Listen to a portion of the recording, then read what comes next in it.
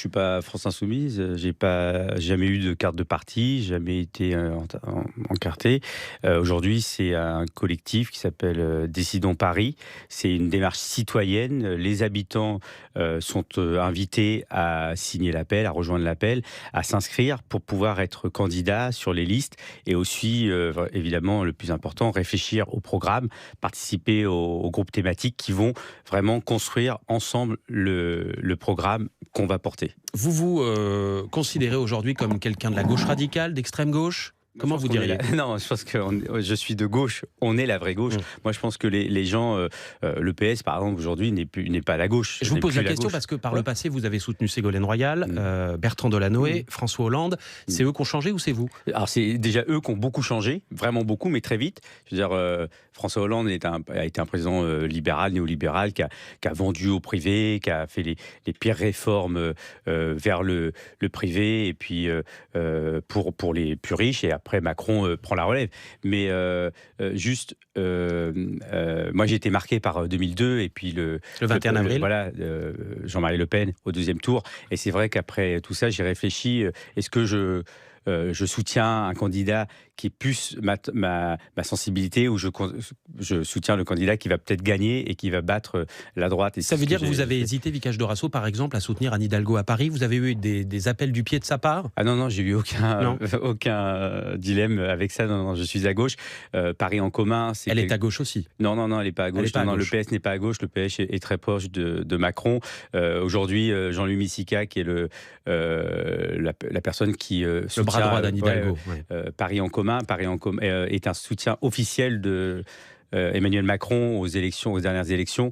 Donc non, je ne suis pas le PS. Le PS n'est pas la gauche. Mais Anne Hidalgo ne sera pas soutenue par les marcheurs, quand même d'ailleurs 2 candidats. Oui, mais Paris en commun, c'est Misica, et Misica, c'est un soutien de Macron. Paris en commun, il faut savoir que c'est que de la délégation de service public, c'est qu'on mélange le public et le privé. Et en fait, on donne au privé sans arrêt, et on donne aux plus riches. Et on oublie que Paris n'est pas une start-up, Paris n'est pas une entreprise. Nous, les Parisiens, ne sommes pas des clients, nous sommes des Parisiens, des habitants. Et le service public doit être pour nous servir et pas pour servir les plus riches. Vous les entendez déjà, les critiques, Vicage Dorasso, sur le thème, cet ex-footballeur qui a brassé des millions d'euros et qui se lance en politique ? Et pourquoi pas ? La politique, elle appartient à des gens qui ont fait l'ENA. La politique, elle appartient à tout le monde. Je pense qu'on est tous capables. On a tous une expertise, on a tous une expérience de vie. Moi, je suis engagé depuis très longtemps dans plein d'associations sur le terrain. Je me suis toujours intéressé à tout. Et surtout, je paye mes impôts depuis toujours. Je participe à la vie collective, je veux m'engager avec ma notoriété, avec mon parcours, et j'ai pas oublié d'où je venais. C'est ça le plus important. Toute ma vie, j'ai toujours eu en tête ce qui s'est passé en bas de mon immeuble avec les discriminations, les injustices sociales, et qui continue aujourd'hui. Mon engagement, il a débuté avec le sauvetage d'un petit terrain de foot dans le square Burke, aux Abbesses, où on est dans le 18e arrondissement de Paris, où les riverains voulaient enlever un petit terrain de foot et les gamins n'allaient plus rien avoir de gratuit, d'accessible. Et nous, on s'est battus. Il y avait 1000 personnes qui avaient signé leur pétition, nous 11 000 qui défendaient un combat politique sur le sport, la jeunesse et l'espace public. Qu'est-ce qu'on fait de l'espace public ? Et on a gagné. On a gagné pour des gamins.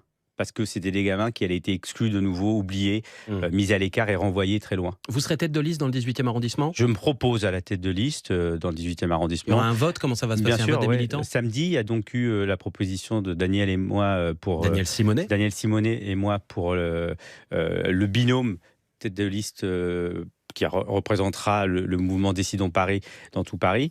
Et puis là, je me propose à la tête de liste dans le 18e arrondissement. Et de nouveau, j'encourage les gens vraiment à s'inscrire pour candidater. Et là, il y aura aussi un vote de nouveau, je crois que c'est mi-décembre. Oui. La France Insoumise demande l'annulation des Jeux Olympiques de Paris en 2024. Ce sera votre position ? Vous allez faire campagne sur les marchés en disant on annule tout, il est encore temps. Alors, je ne sais pas s'il est encore temps. En tout cas, nous, on milite. Moi, je suis contre le Paris 2024. De nouveau, ce sera... Mais vous ne savez pas s'il est encore temps ? Je veux dire, c'est engagé, c'est parti. Moi, je pense que c'est comme d'autres sujets. Par exemple, les cantines dans le 18e arrondissement, c'est un contrat signé avec la Sogérès. On peut peut-être le casser. Et Paris 2024, on va voir. En tout cas, vous pensez qu'on peut encore casser le contrat et demander au CIO de trouver une autre ville ? Alors, peut-être, on va réfléchir à tout ça. Mais tout ce programme-là, nous, on veut on ne veut pas de Paris 2024. Mais après, il va falloir discuter, valider avec les gens qui vont rejoindre l'appel. Mais juste Paris 2024, c'est sûr et certain que ce sera une catastrophe écologique et sociale. Il n'y a rien de fait pour les Parisiens et avec les Parisiens. Qui a été concerté? Est-ce que les Parisiens... Je suis sûr qu'il y a même des Parisiens qui ne savent même pas que Paris 2024 va arriver. Parce que ça ne les intéresse pas. Paris 2024, c'est évidemment nettoyer la ville, construire. Pourquoi ils n'ont pas construit avant du logement social? Pourquoi ils n'ont pas fait des choses avant pour les habitants? Ils attendent Paris 2024. En fait, on est en train de construire un Paris pour la carte postale et pour les plus riches. D'ailleurs, beaucoup de gens fuient Paris, quittent Paris parce que le logement est beaucoup trop cher.